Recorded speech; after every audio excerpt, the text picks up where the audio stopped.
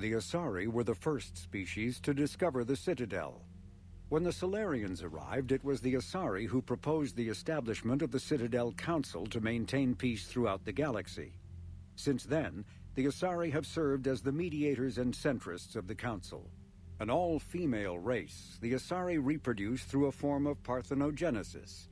Each Asari can attune her nervous system to that of another individual of any gender and of any species to reproduce. This capability has led to unseemly and inaccurate rumors about Asari promiscuity. Asari can live for over 1,000 years, passing through 3 stages of life.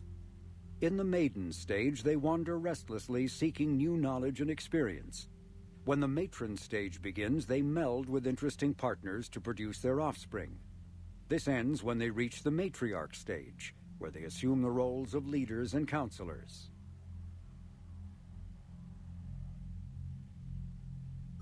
The second species to join the Citadel, the Solarians, are warm-blooded amphibians with a hyperactive metabolism. Solarians think fast, talk fast, and move fast. To Solarians, other species seem sluggish and dull-witted. Unfortunately, their metabolic speed leaves them with a relatively short lifespan. Solarians over the age of 40 are a rarity. The Solarians were responsible for advancing the development of the primitive Krogan species to use as soldiers during the Rachni Wars. They were also behind the creation of the genophage bioweapon the Turians used to quell the Krogan rebellions several centuries later. Solarians are known for their observational capability and non-linear thinking. This manifests as an aptitude for research and espionage. They are constantly experimenting and inventing, and it is generally accepted that they always know more than they're letting on. Roughly 1,200 years ago, the Turians were invited to join the Citadel Council to fulfill the role of galactic peacekeepers. The Turians have the largest fleet in Citadel space, and they make up the single largest portion of the Council's military forces. As their territory and influence has spread, the Turians have come to rely on the Solarians for military intelligence and the Asari for diplomacy. Despite a somewhat colonial attitude towards the rest of the galaxy, the ruling hierarchy understands they would lose more than they would gain if the other 2 races were ever removed. Turians come from an autocratic society that values discipline and possesses a strong sense of personal and collective honor. There is lingering animosity between Turians and humans over the First Contact War of 2157, which is known as the Relay 314 incident to the Turians. Officially, however, the 2 species are allies and they enjoy civil, if cool, diplomatic relations. 50,000 years ago, the Protheans were the only spacefaring species in the galaxy. They vanished in a swift galactic extinction. Only the legacy of their empire remains. They are believed to have built the mass relays and the Citadel, which have allowed numerous species to explore and expand throughout the galaxy. Prothean ruins are found on worlds across the galaxy. While surprisingly intact for their age, functioning examples of Prothean paleotechnology are rare. Time and generations of looters have picked their dead cities and derelict stations clean. Some believe the Protheans meddled in the evolution of younger races. The Hanar homeworld of Kage, for example, shows clear evidence of former Prothean occupation. The presence of a former Prothean observation post on Mars has caused a rebirth of interventionary evolutionists among humans. These individuals believe the god myths of ancient civilizations are misremembered encounters with aliens. In the early 2160s, the Alliance began aggressive colonization of worlds in the Skyllian Verge, much to the dismay of the Batarians who had been developing the region for several decades. In 2171, the Batarians petitioned the Council to declare the Verge a zone of Batarian interest. The Council refused, however, declaring unsettled worlds in the region open to human colonization. In protest, the Batarians closed their Citadel embassy and severed official diplomatic relations with the Council, effectively becoming a rogue state. They instigated a proxy war in the Verge by funneling money and weapons to criminal organizations, urging them to strike at human colonies. Hostilities peaked with the Skillian Blitz of 2176, an attack on the human capital of Elysium by Batarian-funded pirates and slavers. In 2178, the Alliance retaliated with a crushing assault on the moon of Torfan, long used as a staging base by Batarian-backed criminals. In the aftermath, the Batarians retreated into their own systems and are now rarely seen in Citadel space. 2 centuries ago, the Hanar helped 375,000 members of the Drell race migrate to the Hanar homeworld Kage to escape the environmental extermination that had claimed the remaining 11 billion Drell. Nearly all Drell demonstrate tremendous loyalty to their famously reclusive saviors. The intimacy of their relationship, expressed in a formal socio-political alliance called the Compact, also results in extremely close personal relations, in which some Drell actually learn Hanar soul names. While most Drell reside on Kage, some assist Hanar off-world as envoys, researchers, co-investors, wayfarers, assassins, or otherwise, eager to help their saviors. For a century, galactic wisdom has held that behind any high-ranking Hanar hides a resourceful and fanatically devoted Drell. The omnivorous reptilian Drell possess an average lifespan of 85 galactic standard years. Having evolved on an arid planet, Drell face serious illness on the Hanar homeworld, especially Kepral's syndrome, a fatal bacterial lung disease. The Elcor are a Citadel species native to the high-gravity world Dakuna. They are massive creatures standing on 4 muscular legs for increased stability. Elcor move slowly, an evolved response to an environment where a fall can be lethal. This has colored their psychology, making them deliberate and conservative. Elcor's speech is ponderous and monotone. Among themselves, scent, slight movements, and sub-vocalized infrasound convey shades of meaning that make a human smile seem as subtle as a fireworks display. Since their subtlety can lead to misunderstandings with other species, the Elcor often go out of their way to clarify when they are being sarcastic, amused, or angry. Dakuna's high gravity impedes mountain formation. Most of the world consists of flat, open plains, which prehistoric Elcor wandered across in small family bands. Modern Elcor still prefer open sky, and can become restless and uncomfortable on long starship journeys. The Geth are a humanoid race of networked AIs. They were created by the Quarians 300 years ago as tools of labor and war. When the Geth showed signs of self-evolution, the Quarians attempted to exterminate them. The Geth won the resulting war. This example has led to legal, systematic repression of artificial intelligences in galactic society. The Geth possess a unique distributed intelligence. An individual has rudimentary animal instincts, but as their numbers and proximity increase, the apparent intelligence of each individual improves. In groups, they can reason, analyze situations, and use tactics as well as any organic race. Geth space is located at the trailing end of the Perseus Arm, beyond the lawless Terminus systems. The Perseus Veil, an obscuring dark nebula of opaque gas and dust, lies between their space and the Terminus systems. The Hanar are a Citadel species known for excessive politeness. They speak with scrupulous precision and take offense at improper language. Hanar that expect to deal with other species take special courses to help them unlearn their tendency to take offense at improper speech. All Hanar have 2 names. The face name is known to the world. The soul name is kept for use among close friends and relations. Hanar never refer to themselves in the first person in conversation with someone they know on a face name basis. To do so is considered egotistical, so instead they refer to themselves as this one, or the impersonal it. Their homeworld, Kage, has 90% ocean cover and orbits an energetic white star, resulting in a permanent blanket of clouds. Due to the presence of Prothean ruins on the world, many Hanar worship them, and Hanar myths often speak of an elder race that civilized them by teaching them language. When the Asari discovered the Citadel, they also discovered the Keepers, a docile, multi-limbed insect race that seemingly exists only to maintain and repair the Great Prothean Station. Early attempts to communicate with or study the Keepers were failures, and it is now illegal to interfere with or impede Keeper activity. Because they are completely non-threatening, Keepers have become virtually invisible to everyone else. Similarly, they seem indifferent to other species, except for their tendency to help new arrivals integrate themselves into the Citadel. No matter how many Keepers die due to old age, violence, or accident, they maintain a constant number.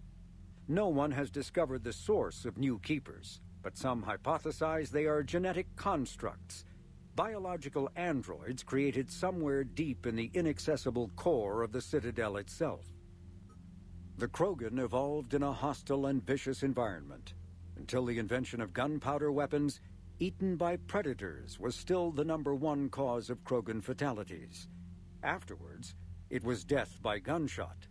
When the Solarians discovered them, the Krogan were a brutal, primitive species struggling to survive a self-inflicted nuclear winter. The Solarians culturally uplifted them, teaching them to use and build modern technology so they could serve as soldiers in the Rachni War. Liberated from the harsh conditions of their homeworld, the quick-breeding Krogan experienced an unprecedented population explosion. They began to colonize nearby worlds, even though these worlds were already inhabited. The Krogan rebellions lasted nearly a century, only ending when the Turians unleashed the Genophage, a Solarian-developed bioweapon that crushed all Krogan resistance. The Genophage makes only 1 in 1,000 pregnancies viable, and today the Krogan are a slowly dying breed. Understandably, the Krogan harbor a grudge against all other species, especially the Turians. Driven from their home system by the Geth nearly 3 centuries ago, most Quarians now live aboard the Migrant Fleet, a flotilla of 50,000 vessels ranging in size from passenger shuttles to mobile space stations. Home to 17 million Quarians, the flotilla understandably has scarce resources. Because of this, each Quarian must go on a rite of passage known as the Pilgrimage when they come of age. They leave the fleet and only return once they have found something of value they can bring back to their people. Other species tend to look down on the Quarians for creating the Geth and for the negative impact their fleet has when it enters a system. This has led to many myths and rumors about the Quarians, including the belief that underneath their clothes and breathing masks, they are actually cybernetic creatures, a combination of organic and synthetic parts. The Volus are a member species of the Citadel with their own embassy, but they are also a client race of the Turians. Centuries ago, they were voluntarily absorbed into the hierarchy, effectively trading their mercantile prowess for Turian military protection. Irun, their home world, lies far beyond the normal life zone of its star. However, the world has a high-pressure greenhouse atmosphere that traps enough heat to support an ammonia-based biochemistry. As a result, the Volus must wear pressure suits and breathers when dealing with other species, as conventional nitrogen-oxygen air mixtures are poisonous to them, and in the low-pressure atmospheres tolerable to most species, their flesh will actually split open. Volus culture is tribal, bartering lands and even people to gain status. This culture of exchange inclines them to economic pursuits. It was the Volus who authorized the Unified Banking Act, and they continue to monitor and balance the Citadel economy. Thresher maws are subterranean carnivores that spend their entire lives eating or searching for something to eat. Threshers reproduce via spores that can lie dormant for millennia, yet are robust enough to survive prolonged periods in deep space and atmospheric re-entry. As a result, thresher spores appear on many worlds, spread by previous generations of space travelers. The body of a thresher never entirely leaves the ground. Only the head and tentacles erupt from the earth to attack. In addition to physical attacks, threshers have the ability to project toxic chemicals and emit bursts of infrasound as a shockwave weapon. The Alliance first encountered threshers on the colony of Akuz in 2177. After contact was lost with the Pioneer team, Marine units were deployed to investigate. The shore parties were set upon by hungry threshers, and nearly the entire assault force was killed. Alliance forces recommend engaging threshers with vehicle-mounted heavy weapons. The Citadel is an ancient deep space station presumably constructed by the Protheans. Since the Prothean extinction, numerous species have come to call the Citadel home. It serves as the political, cultural, and financial capital of the galactic community. To represent their interests, most species maintain embassies on the Presidium, the Citadel's inner ring. The Citadel Tower in the center of the Presidium holds the Citadel Council chambers. Council affairs often have far-reaching effects on the rest of the galactic community. 5 arms, known as the wards, extend from the Presidium. Their inner surfaces have been built into cities, populated by millions of inhabitants from across the galaxy. The Citadel is virtually indestructible. If attacked, the station can close its arms to form a solid, impregnable shell. For as long as the station has existed, an enigmatic race called the Keepers has maintained it. Spectres are agents from the Office of Special Tactics and Reconnaissance and answer only to the Citadel Council. They are elite military operatives, granted the authority to deal with threats to peace and stability in whatever way they deem necessary. They operate independently or in groups of 2 or 3. Some are empathetic peacekeepers resolving disputes through diplomacy. Others are cold-blooded assassins, ruthlessly dispatching problem individuals. All get the job done one way or another, often operating outside the bounds of galactic law. The Spectres were founded after the Solarians joined the Council. For many years they operated in secrecy as backroom problem solvers. Only after the Krogan rebellions did their activities become publicized. Assignment of a Spectre is less contentious than a military deployment, but makes it clear that the Council is concerned about a situation. When humanity won a position on the Council for its part in defending the Citadel, the Alliance chose Captain David Anderson for the position. Udina became his advisor. Anderson eventually quit over frustrations with Council politics, and the Alliance named Udina to the office. Earth, the home world and capital of humanity, was enjoying a new golden age before the Reapers attacked. Disease, pollution, and other social ills were on the decline, thanks to technological advances and a wealth of resources from the colonies. Earth was an inspiration even to alien cultures, resulting in influence out of proportion with humanity's brief time on the galactic stage. The Reaper attack has put an end to any semblance of this former life. The great cities of Earth are storehouses of human DNA for the Reapers to harvest. Reaper gunships, capable of megaton-scale firepower, annihilated industrial centers in seconds. The militaries of Earth's disparate nation-states have retained only partial communication with the system's alliance fleets, leaving the planet's resistance efforts uncoordinated and vulnerable. The loss of the ComBuoy network has cut off Earth's economy from the rest of the galaxy, sending shockwaves across galactic markets and a significant obstacle to receiving aid. A political economic pact for collective colonial security, the Alliance is the central galactic institution of human society. The Alliance gained associate membership to the Citadel Council in 2165 and full membership in 2183, with Ambassador David Anderson representing humanity. Human political-economic relationships vary between combative and lucrative.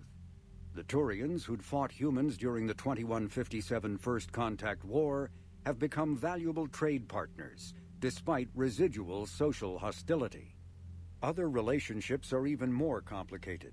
The rapid rise of human political influence on the Council, achieving in decades what others waited or are still waiting centuries to acquire, has galvanized suspicion and resentment against humanity.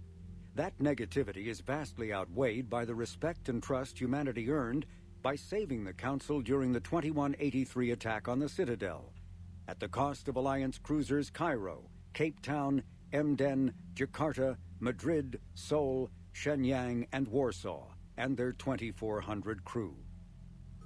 The Systems Alliance is an independent supranational government representing the interests of humanity as a whole.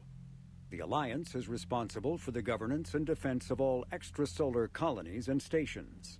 The Alliance grew out of the various national space programs as a matter of practicality. Sol's planets had been explored and exploited through piecemeal national efforts. The expense of colonizing entire new solar systems could not be met by any one country. With humans knowing that alien contact was inevitable, there was enough political will to jointly fund an international effort.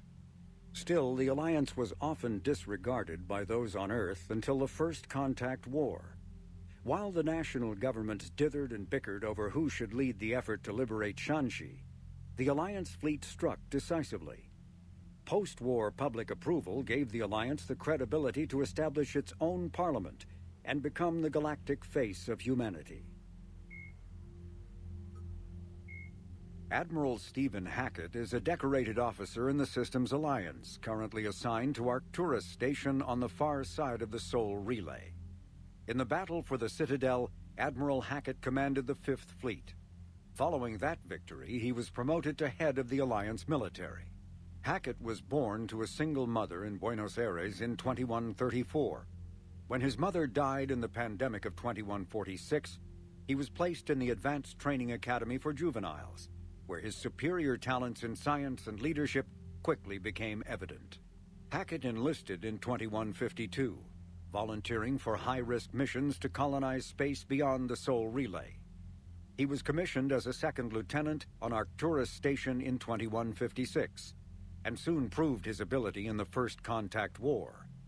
His rare ascent from enlisted man to admiral remains an Alliance legend. Admiral David Edward Anderson is a career military officer in the Systems Alliance Navy. Born in London in 2137, he later moved to Arcturus Station and became the first graduate of the Alliance's now renowned N7 Marine program.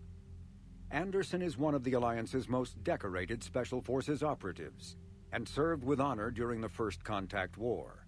He was the original captain of the SSV Normandy before relinquishing command to his XO, Commander Shepard. After the Alliance victory in the Battle of the Citadel, Anderson briefly served as the Citadel's first human counselor. He soon became embroiled in a Cerberus plot to abduct his friend Kaylee Sanders, however, and learned that he was unable to live a life without action. He stepped down as counselor and returned to the military to prepare for the Reaper invasion. The Alliance Parliament named Donald Udina as his successor. Lieutenant Commander Ashley Williams is a career military officer with the Systems Alliance. Born in 2158 to a military family, Williams enlisted directly out of high school, splitting time between Earth and hostile environment training on Titan. After earning numerous commendations early in her career, Williams became a platoon guide on Eden Prime, where she was the only member of her unit to survive the Geth attack. Williams then served as gunnery chief under Commander Shepard on the SSV Normandy and was promoted to lieutenant commander after the Battle of the Citadel. More recently, an Alliance tribunal called on Williams to testify about her experience with the Reapers. Dr. Liara Tassoni is an Asari information broker with a background in scientific research on Prothean technology. Born on Thessia in 2077, she is the only child of the late matriarch Benezia. Although mother and daughter became estranged in the years before Benezia was indoctrinated by the Reaper known as Sovereign. Tassoni is also a highly trained biotic who served under Commander Shepard aboard the SSV Normandy before the ship was destroyed in a collector attack. Before she became involved in galactic affairs, Dr. Tassoni spent 50 years researching the Protheans' technology and the mystery of their extinction. She now divides her time between uncovering Prothean ruins and consulting with noteworthy representatives of the various Citadel races.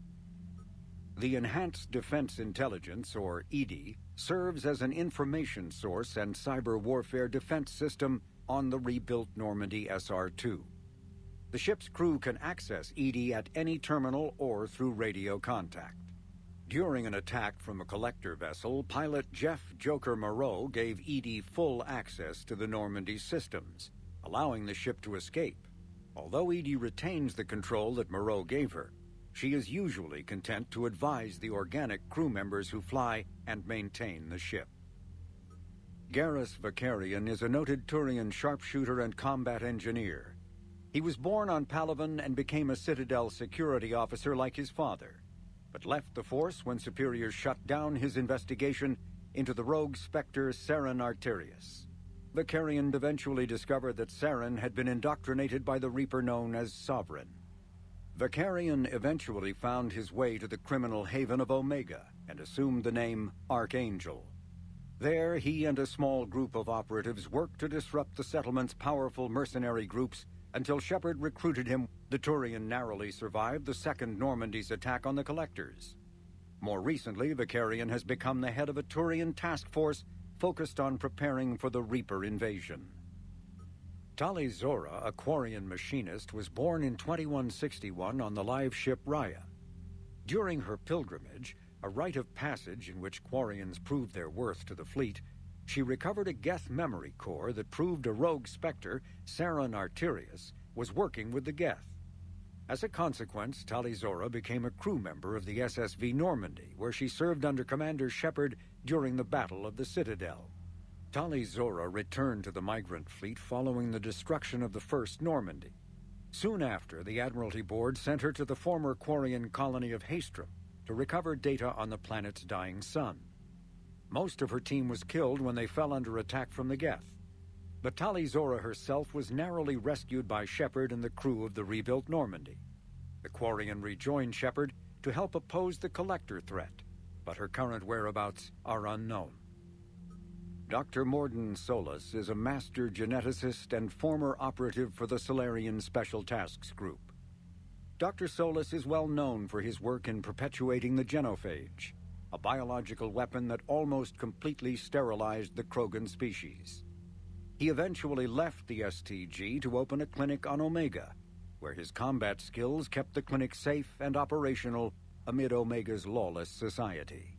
In 2185, Commander Shepard recruited Dr. Solis to research the Collectors and the Reapers. He was a member of the Normandy crew that traveled beyond the Omega-4 relay to attack the Collectors. He survived the mission, but his current whereabouts are unknown. Jacob Taylor is a human biotic and was once a Cerberus operative working under Miranda Lawson. Born in 2157, he began his career as a Systems Alliance Marine and served as a member of the Corsairs, an arm's-length program for operatives working outside of Alliance jurisdiction. Taylor survived the Geth attack on Eden Prime, but left the Alliance afterwards because of what he perceived as unresponsiveness in the face of aggression. While working for Cerberus, Taylor thwarted a plot by Batarian terrorists to unleash a bioweapon on the Citadel. Soon after, he was assigned to Project Lazarus, the Cerberus effort to reconstruct Commander Shepard and the Normandy stealth frigate. Following the project's completion, Taylor accompanied Shepard through the Omega-4 relay to destroy the Collectors. He survived that mission and has since left Cerberus, although his current whereabouts and affiliations are unknown. Flight Lieutenant Jeff "Joker" Moreau is a respected pilot with the Alliance Navy. Born and raised on Arcturus Station, he is widely considered to be the best helmsman in the Systems Alliance. Moreau enlisted with the Navy directly out of school and quickly gained the respect of his superiors. He served as pilot of both the Normandy SR-1 and its successor, the SR-2, and was at their respective helms during the Battle of the Citadel and the assault on the Collectors. Moreau suffers from Vrolik syndrome, a rare debilitating disorder also known as brittle bone disease. Miranda Lawson is a high-ranking former Cerberus operative and a human biotic. Lawson headed Project Lazarus, the Cerberus operation that brought Commander Shepard back from the brink of death after the First Normandy was destroyed. Lawson is herself an example of the achievements possible through genetic engineering. She was created in 2150 through manipulation of her father's DNA. Her entire physical and mental composition was deliberately engineered, including a longer lifespan and a superior immune system. Lawson accompanied Commander Shepard on the maiden voyage of the Normandy SR-2 and was part of the crew responsible for the defeat of the Collectors. She has since left Cerberus. Her current whereabouts are unknown. Dr. Karen Chakwas is a trauma surgeon and a major in the Alliance Navy. She served on the SSV Normandy under both Captain Anderson and Commander Shepard, and was aboard the ship when it was destroyed by the Collectors. She later quit the Alliance in order to rejoin Shepard on the Cerberus-built Normandy SR-2. Along with most of the Second Normandy's crew, Dr. Chakwas was kidnapped by the Collectors and taken beyond the Omega-4 relay, where Commander Shepard eventually rescued her.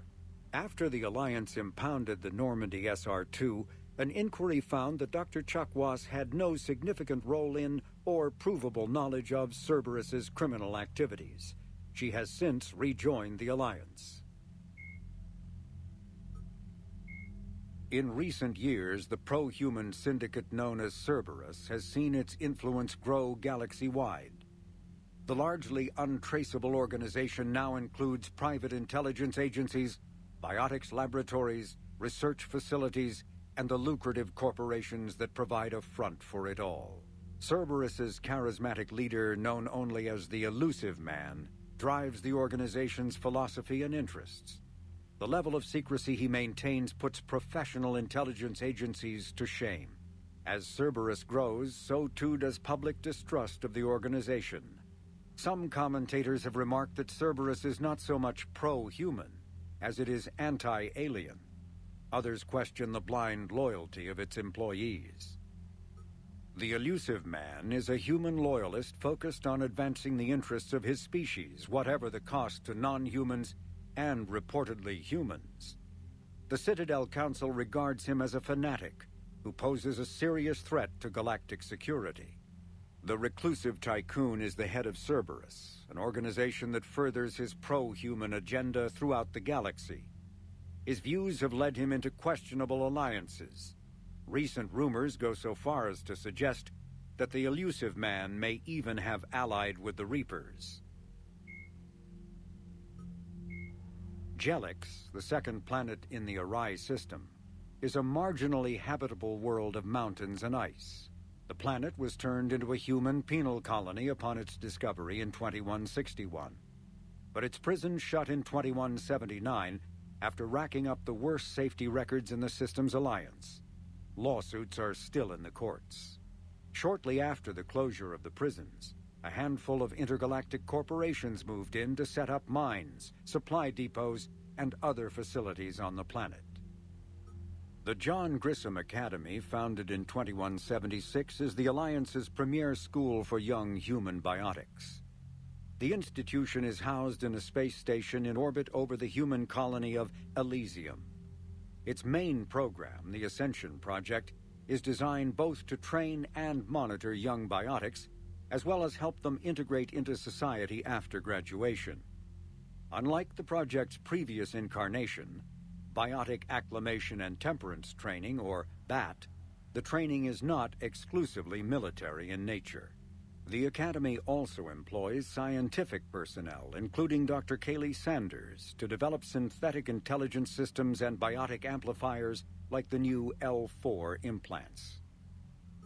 An unremarkable world located far from regularly traveled trade routes, Lessus is inhabited only by a small Asari colony.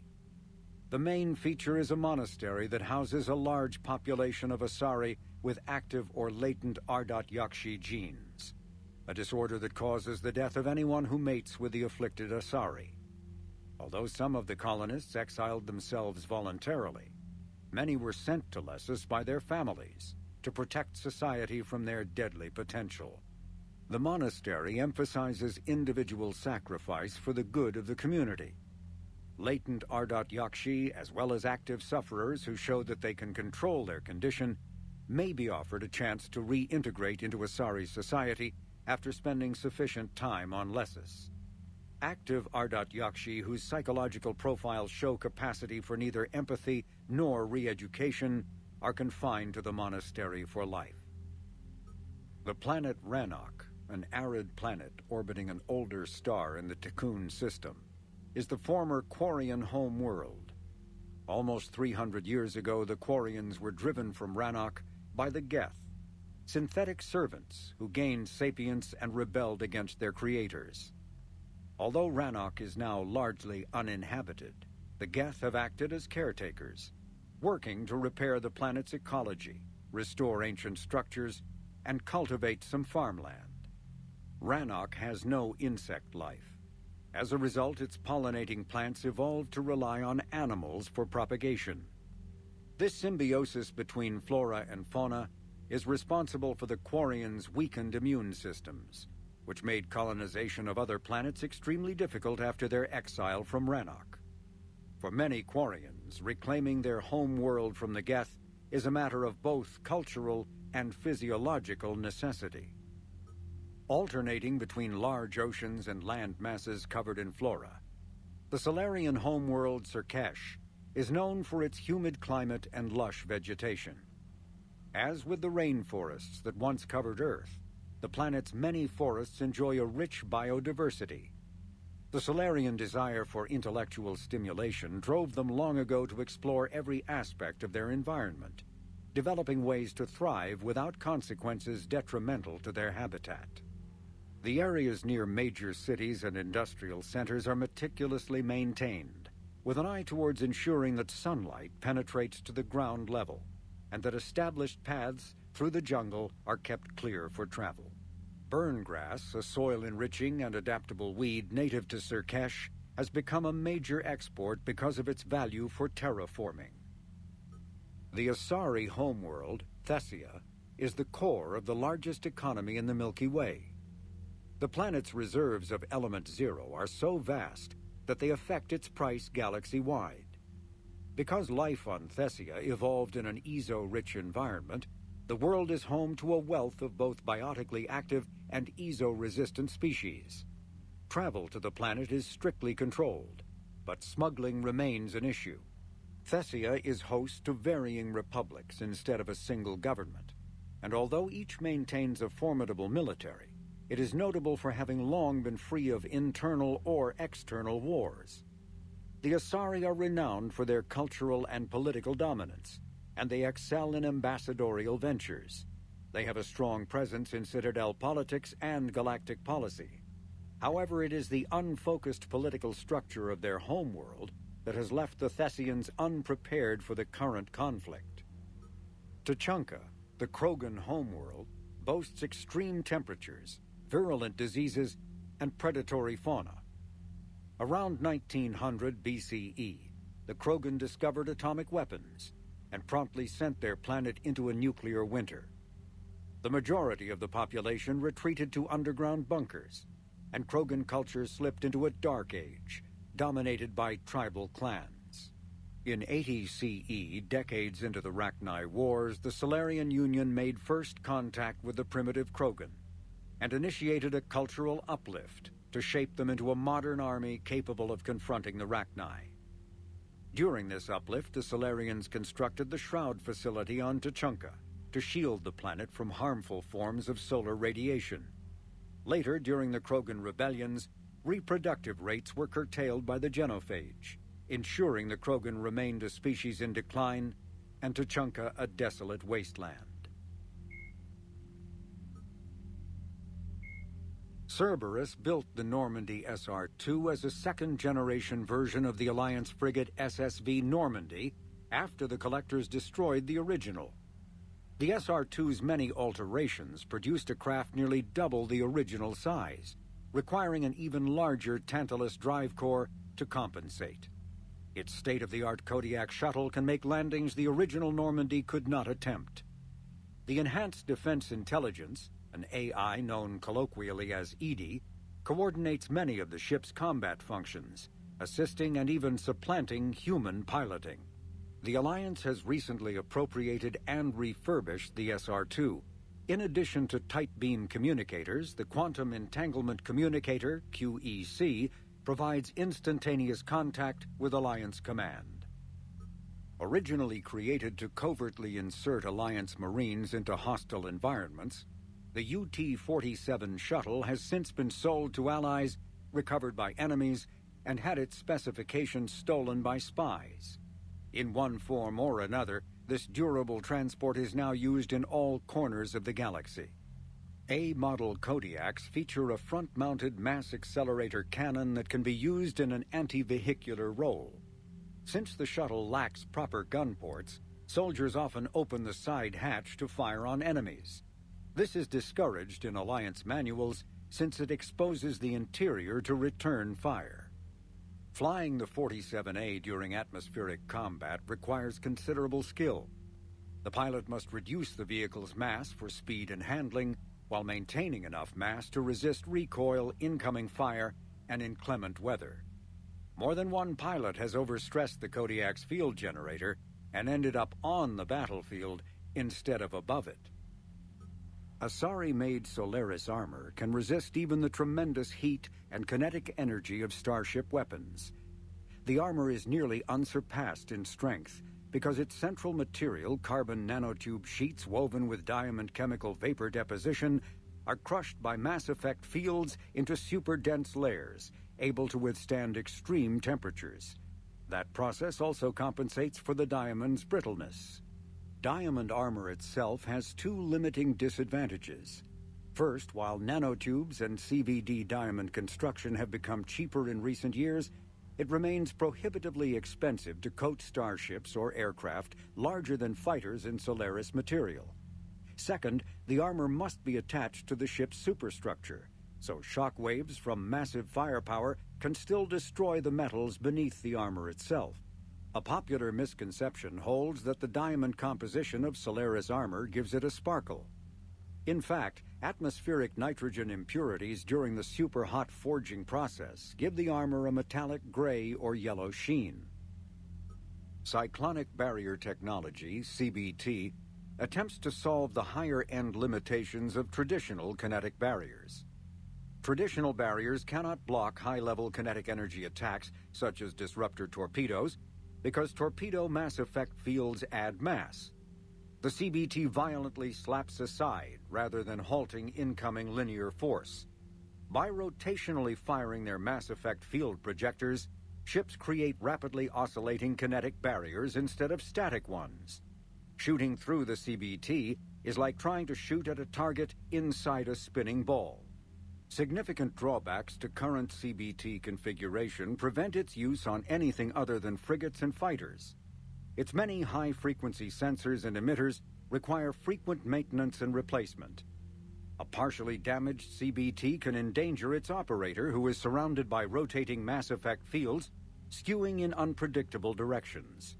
Fortunately, if an emitter is damaged, the CBT corrects to become a traditional shield array, a safety feature that makes it most effective during opening volleys.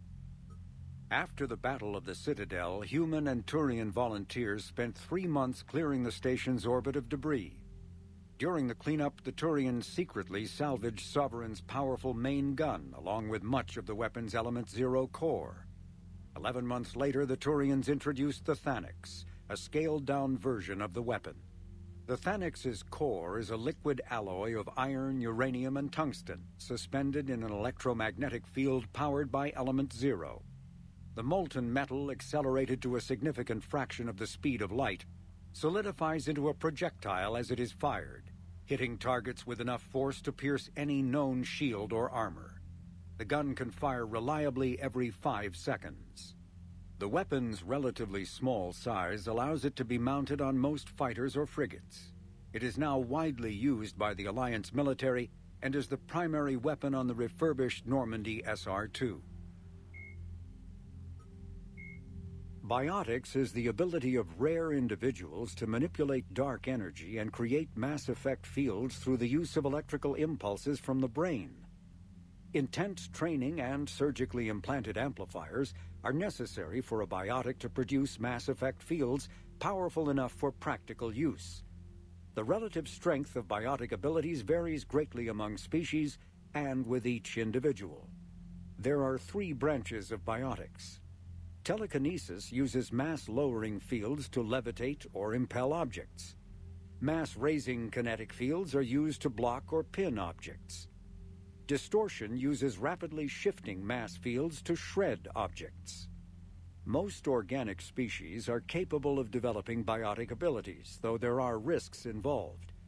Biotics are the result of in utero exposure to element zero.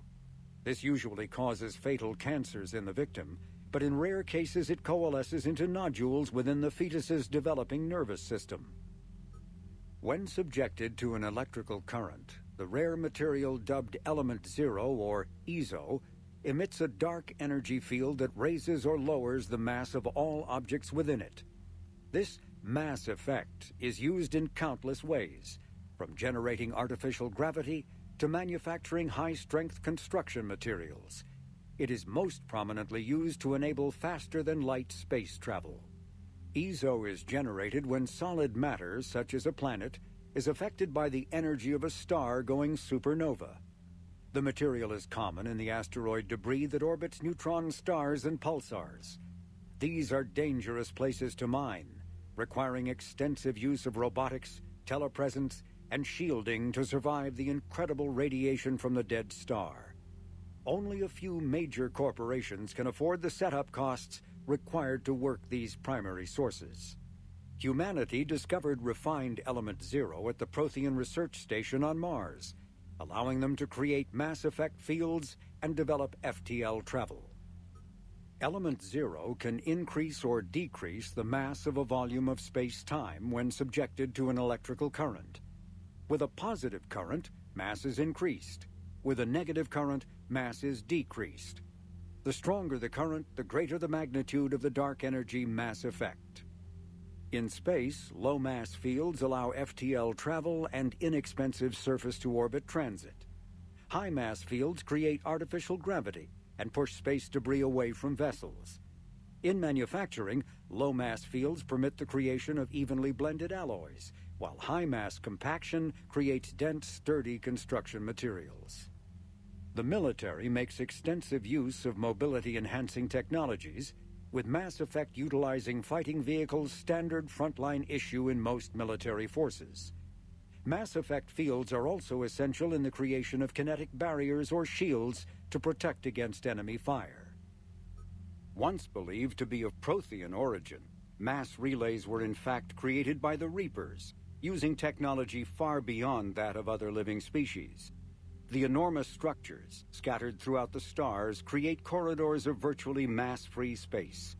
This allows instantaneous transit between locations normally separated by years or even centuries, using conventional FTL drives. Primary mass relays can propel ships thousands of light years. The flight path, however, is fixed to a single relay elsewhere in the galaxy. By contrast, secondary relays, while only capable of propelling ships a few hundred light years, can reach any other relay within their limited range. Many primary relays lie dormant, their destinations not yet known. These relays are often left inactive on purpose, as established civilizations are unwilling to blindly open a passage that might connect them to a new hostile species. The Reapers do not share the same concern, and freely use the dormant relays. Metagel is a common medicinal salve used by paramedics, EMTs, and military personnel. It combines several useful applications: a local anesthetic, disinfectant, and clotting agent all in one. Once applied, the gel is designed to grip tight to flesh until subjected to a frequency of ultrasound. It is sealable against liquids, most notably blood, as well as contaminants and gases. The gel is a genetically engineered bioplasm created by the CERTA Foundation, a medical technology megacorp based on Earth. Technically, Metagel violates Council laws against genetic engineering, but so far it has proved far too useful to ban. Omni-tools are handheld devices that combine a computer microframe, sensor analysis pack, and manufacturing fabricator. Versatile and reliable, an Omni-tool can be used to analyze and adjust the functionality of most standard equipment, including weapons and armor, from a distance. The fabrication module can rapidly assemble small three-dimensional objects from common, reusable industrial plastics, ceramics, and light alloys. This allows for field repairs and modifications to most standard items, as well as the reuse of salvaged equipment. Omni-tools are standard issue for soldiers and first-in colonists. The Mars archives describe a superweapon that the Alliance has named the Crucible, which exploits the technology of Mass Effect relays. Beyond the basic principles, however, researchers know little about how the weapon actually works. One popular theory suggests that since relays can transfer matter and energy across the galaxy with little regard for distance, it may be possible to create a weapon for which range is barely a factor. Duplicating the advanced science used to build the relays has proven difficult, however. If the Crucible were completed, the challenge would become tuning the weapon to kill a Reaper halfway across the galaxy without inflicting unthinkable levels of collateral damage. What is clear is that the Crucible's construction is a massive effort, drawing resources from throughout explored space. Staggering financial costs have been disregarded in the common effort to create something, anything, that can stop the Reapers. The genophage bioweapon was created to end the Krogan rebellions.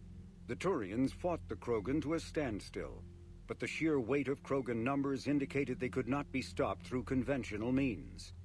The Turians collaborated with the Solarians to engineer a genetic counter to the Krogan's rapid breeding. The genophage virus replicated by eating key genetic sequences, altering every cell of Krogan physiology, so the Krogan could not use gene therapy to fix the affected tissues. Once a genophage strain could replicate no more, it would starve and die, limiting mutation and contamination. In addition, the created genetic flaw is hereditary. The resulting mutation made only 1 in 1,000 Krogan pregnancies carry to term, reducing offspring viability rather than fertility. Krogan warlords fought battles over the females able to carry children to term. The release of the genophage is still controversial and bitterly debated in many circles. It may be possible to reverse the genophage by extracting an immunity from the genetic data of a cured Krogan female. A Solarian geneticist named Malin, a former student of Dr. Morden Solis, discovered the cure through unethical experimentation on live subjects. The complexity and durability of the genophage derives from biochemical countermeasures that the Solarians wove into the plague in an attempt to make the sterilization incurable. No one is certain of how Malin circumvented the countermeasures, but his work was complete enough to allow replication of his results. In its original form, the cure restored fertility but severely compromised the immune system. This resulted in slow, painful death for all but one of Malin's test subjects. If the beneficial aspects of the cure can be isolated, a specially tailored virus could repair the affected genes in other Krogan. The Reaper called Harbinger is believed to be the oldest and largest in the Reaper Armada. From the reaches of dark space, Harbinger managed to control the Collectors, a race of human-sized insectoid bipeds, as it sent them on a campaign to kill and gather humans from vulnerable colonies. The Collectors became a terrifying force in the galaxy, responsible for the murder of hundreds of thousands. Surviving colonists have described the tone of Harbinger's threats heard through the Collectors as they attacked as visceral and terrifying. Alliance intelligence has tentatively identified Harbinger as one of the Reapers leading the attack on Earth. A myth common to several cultures in the galaxy, Reapers were once imagined as space monsters that consumed entire stars. Archaeologists who searched for the sources of such myths found little besides the themes of all-consuming devils that are common to primitive cultures. Although accurate information about the Reapers remains scarce, the galaxy now knows that the Reapers are not a myth. They are a real and devastating threat. Sovereign was the first Reaper encountered by the modern Citadel races. Military leaders initially assumed that Sovereign was a Geth or Prothean flagship commanded by Saren Arterius, a rogue Spectre. The truth was far more alarming. The massive ship was itself intelligent, and Saren proved to be under its control. The attacks by Sovereign against Eden Prime and the Citadel removed any uncertainty about the Reaper's technological superiority. Sovereign's formidable shielding and firepower allowed it to hold off the combined fleets of the Citadel, and its mass effect fields proved powerful enough to let the enormous vessel land on a planet's surface. Sovereign's mission, to open a mass relay that would transport the other Reapers from dark space, proved its undoing. During the Battle of the Citadel, Sovereign linked its consciousness to Saren's. When Saren's death corrupted the signal and shut down Sovereign's shields, Sovereign's destruction soon followed. Reaper indoctrination is an insidious means of corrupting organic minds, reprogramming the brain through physical and psychological conditioning using electromagnetic fields, infrasonic and ultrasonic noise, and other subliminal methods. The Reaper's resulting control over the limbic system leaves the victim highly susceptible to its suggestions. Organics undergoing indoctrination may complain of headaches and buzzing or ringing in their ears. As time passes, they have feelings of being watched and hallucinations of ghostly presences. Ultimately, the Reaper gains the ability to use the victim's body to amplify its signals, manifesting as alien voices in the mind. Indoctrination can create perfect deep cover agents. A Reaper's suggestions can manipulate victims into betraying friends, trusting enemies, or viewing the Reaper itself with superstitious awe. Should a Reaper subvert a well-placed political or military leader, the resulting chaos can bring down nations. Long-term physical effects of the manipulation are unsustainable. Higher mental functioning decays, ultimately leaving the victim a gibbering animal. Rapid indoctrination is possible, but causes this decay in days or weeks. Slow, patient indoctrination allows the thrall to last for months or years. The Citadel races have classified the known variants of Reapers into 4 types. Capital ships are Sovereign-class Reapers 2 kilometers in length. They typically target the dreadnoughts, defense installations, and industrial cities of organic civilizations.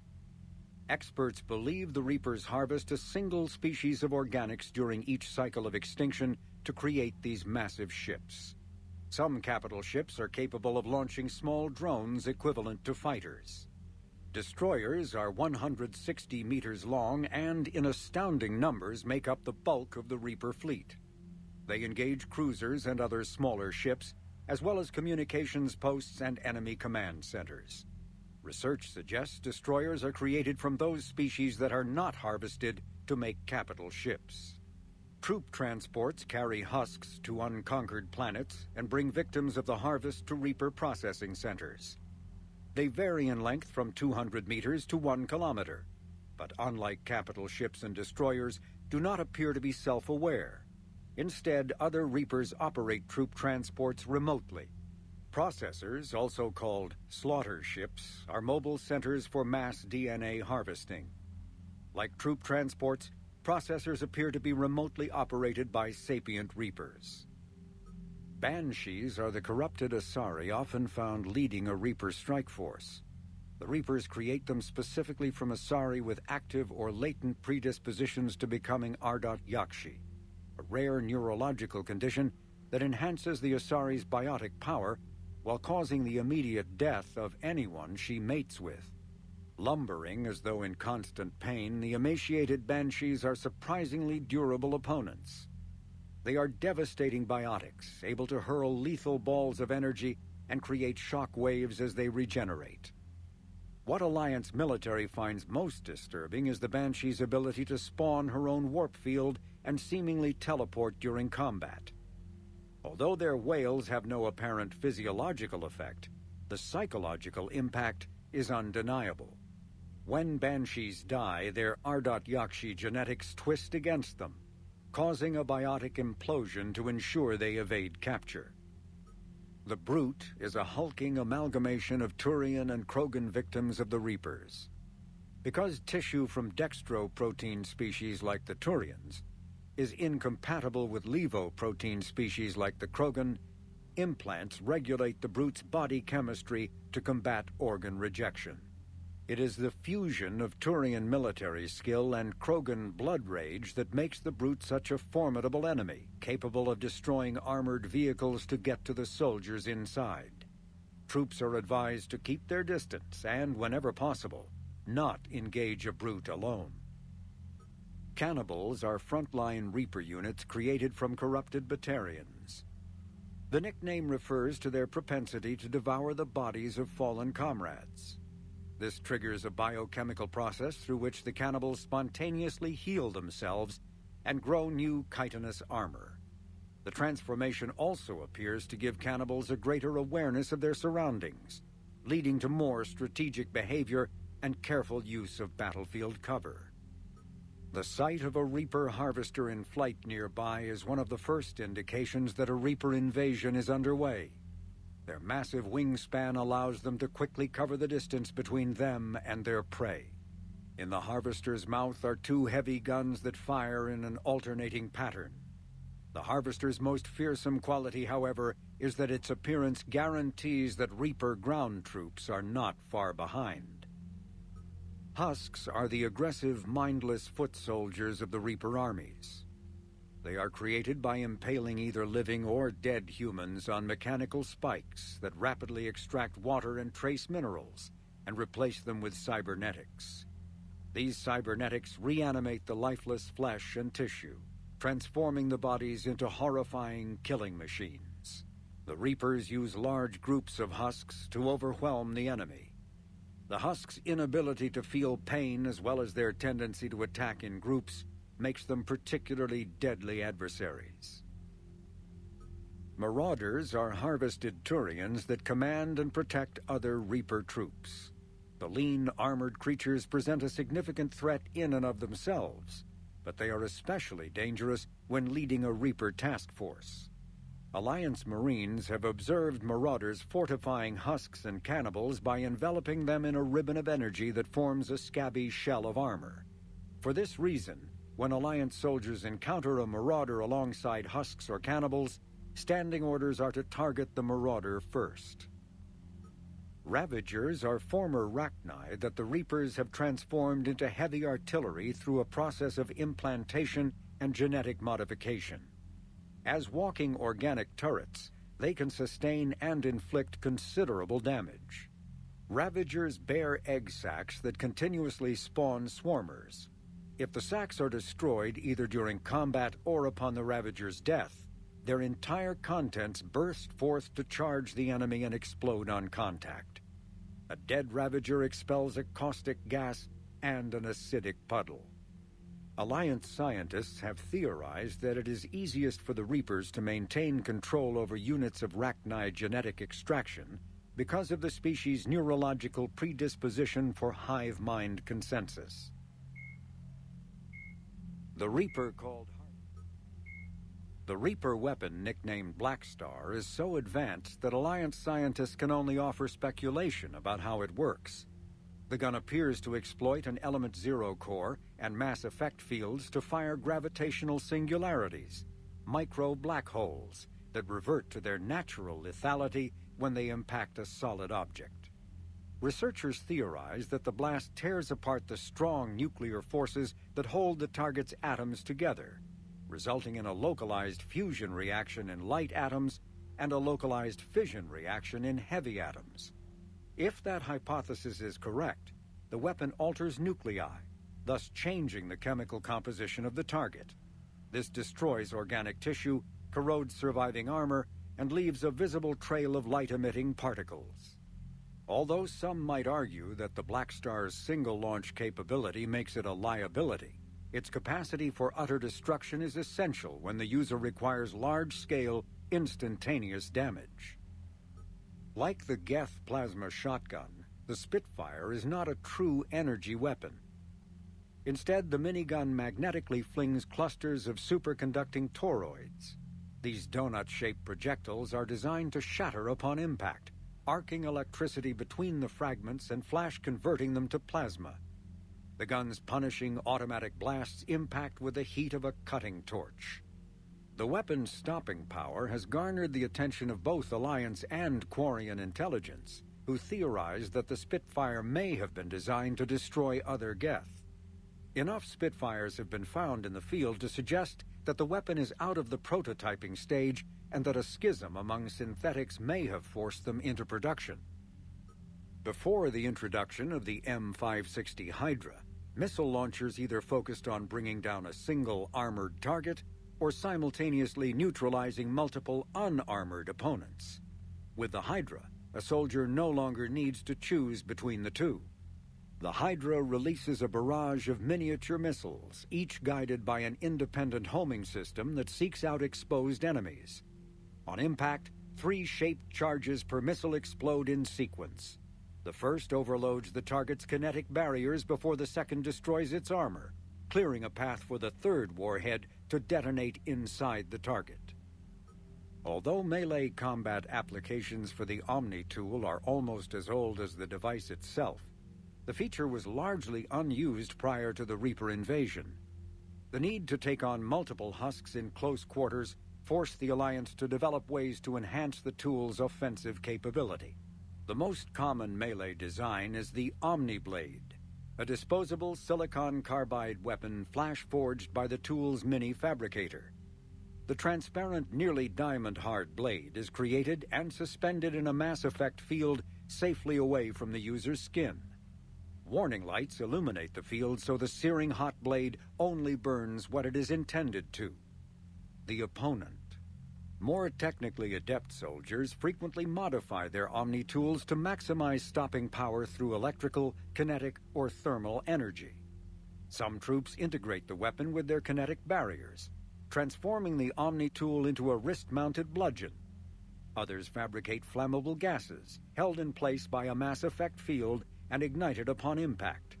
All prove deadly surprises for opponents who expect a disarmed Alliance warrior.